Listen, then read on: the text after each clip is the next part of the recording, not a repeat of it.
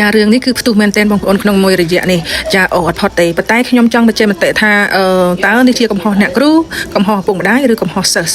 ខ្ញុំថាអ្នកគ្រូគាត់អត់ធ្មត់ចាមានដែនកំណត់ចាគាត់អត់ធ្មត់យូរអង្វែងហើយប៉ុន្តែកូនសិស្សគាត់អត់ស្ដាប់ហើយឪពុកម្ដាយវិញចាប្រហែលជាគាត់និយាយកូនគាត់មិនស្ដាប់ដែរកូនភាគច្រើនឥឡូវហ្នឹងនៅស្រុកយើងគឺអត់ស្ដាប់ឪពុកម្ដាយទេចាគាត់មានមិត្តភ័ក្តិច្រើនគាត់មាន TikTok គាត់មាន Facebook ចាទូរស័ព្ទនៅដៃជាប់និយាយរួមទៅភាពស្និទ្ធស្នាលរបស់ឪពុកម្ដាយឥឡូវហ្នឹងគឺចាញ់ទូរស័ព្ទទេចាទូរស័ព្ទហ្នឹងជាមិត្តជាឪពុកជាម្ដាយរបស់ក្មេងៗចំនួនឥឡូវហើយចាហ្នឹងមួយចំនួននេះអញ្ចឹងបងប្អូនក្មួយៗកូនគិតឡើងវិញក្នុងការសិក្សាហ្នឹងហើយយកចិត្តទុកដាក់ធ្វើលំហាត់ឲ្យអ្នកគ្រូគាត់ចង់ឲ្យយើងចេះចង់ឲ្យយើងមានអនាគតល្អជាធនធានរបស់ជាតិ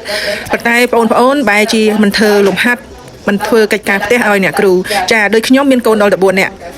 គឺខ្ញុំមានតំណែងល្អជាមួយនឹងអ្នកគ្រូលោកគ្រូរបស់កូនខ្ញុំចាខ្ញុំតែងតែមានទូរស័ព្ទរបស់អ្នកគ្រូលោកគ្រូឬក៏អ៊ីមែលដែលខ្ញុំតាក់ទងទៅគាត់ក៏មានអ៊ីមែលរបស់ខ្ញុំទូរស័ព្ទរបស់ខ្ញុំដូចគ្នាខ្ញុំផ្ដល់សិទ្ធឲ្យអ្នកគ្រូលោកគ្រូពេញសិទ្ធបើសិនជាកូនខ្ញុំប្រព្រឹត្តនៅអំពើអ្វីមួយមិនស្ដាប់អ្នកគ្រូមិនធ្វើលំហាត់ឬក៏យ៉ាងណាអ្នកគ្រូអាចតាក់ទងខ្ញុំបាន24ម៉ោងតែម្ដងដូច្នោះនៅពេលដែលមានលំហាត់មានអីដែលកូនត្រូវធ្វើនៅផ្ទះគ្រូតម្រូវឲ្យឪពុកម្ដាយនឹងសញ្ញេពេលដែលកូនយកលំហាត់ទៅឲ្យអ្នកគ្រូលោកគ្រូវិញដូច្នោះមានន័យថាឪពុកម្ដាយគឺជាជំរើសទី1ហើយដែលពង្រៀនកូនយើងពីសុជីវធម៌និងភាពដឹងការខុសត្រូវនោះគឺឪពុកម្ដាយជាទី1ប៉ុន្តែនៅពេលខ្លះកូននឹងទំនើងអត់ស្ដាប់ឪពុកម្ដាយទេឪពុកម្ដាយគាត់ខំណាស់ដែរប៉ុន្តែកូននឹងដូចវាអត់ស្ដាប់ចាឥឡូវសម័យនេះសម័យយ៉ាប់មែនទែនទូរស័ព្ទពេញដៃបងប្អូនប៉ុន្តែនៅក្នុងលក្ខណៈនៅស្រុកនេះកូនខ្ញុំយកទូរស័ព្ទទៅដែរប៉ុន្តែក្នុងម៉ោងសិក្សាគឺអត់យកចេញទេនៅក្នុងរបបរហូតចាទោះបីខ្ញុំចង់តាក់ទងកូនខ្ញុំក៏តាក់ទងអត់បានដែរដោយសារទូរស័ព្ទបាត់ហើយគេមិនអនុញ្ញាតឲ្យប្រើទូរស័ព្ទពេញដៃចេះទេអញ្ចឹងចំណែកទី1គឺឪពុកម្ដាយត្រូវតែមានការតំណែងជាមួយនឹងអ្នកគ្រូលោកគ្រូនាយកសាលាចង់ដឹងព័ត៌មានពីកូនយើងចង់ដឹងពីការសិក្សារបស់កូនយើងគឺត្រូវតាក់ទងទៅលោកគ្រូអ្នកគ្រូចាហើយអ្នកគ្រូក៏មានទូរស័ព្ទលេខតំណែងរបស់ឪពុកម្ដាយសិស្សម្នាក់ដែរដើម្បីផ្ដល់ព័ត៌មានឲ្យឪពុកម្ដាយថាកូនថ្ងៃនេះអត់ចូលសាលារៀនទេអញ្ចឹងអនុញ្ញាតឲ្យឪពុកម្ដាយដឹងឬក៏ណាត់ជួបឪពុកម្ដាយ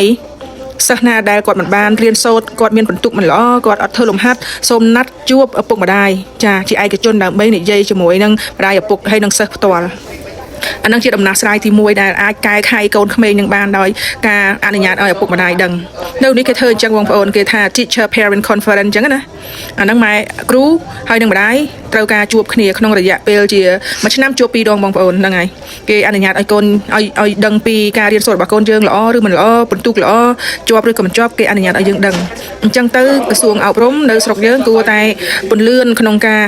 ពង្រឹងឲ្យមែនទែនចំពោះក្មេងៗហ្នឹងចាកុំឲ្យគាត់បានដៃពេកយ៉ាងងាយមើលងាយអ្នកគ្រូលោកគ្រូចាមើលស្រាលពួកគាត់ខ្ញុំថាក្មេងឥឡូវនេះពិបាកបដៅណាបងប្អូនអញ្ចឹងទៅខ្ញុំអត់បន្ទោសអ្នកគ្រូទេចាខ្ញុំយល់តម្រាំតែយើងមើលកូន4នាក់យ៉ាប់ចិត្តយ៉ាប់កាយចុះតម្រាំគាត់គ្រូមួយសិស្ស30នាក់ឬក៏35នាក់ផងក៏មិនដឹងតែអាចមើលសពជ្រុងជ្រោយដែរអត់ទេអញ្ចឹងអត់មានសិទ្ធិទៅបន្ទោសអ្នកគ្រូទេចាអរគុណច្រើនវីដេអូមានតែប៉ុណ្្នឹងទេអរគុណ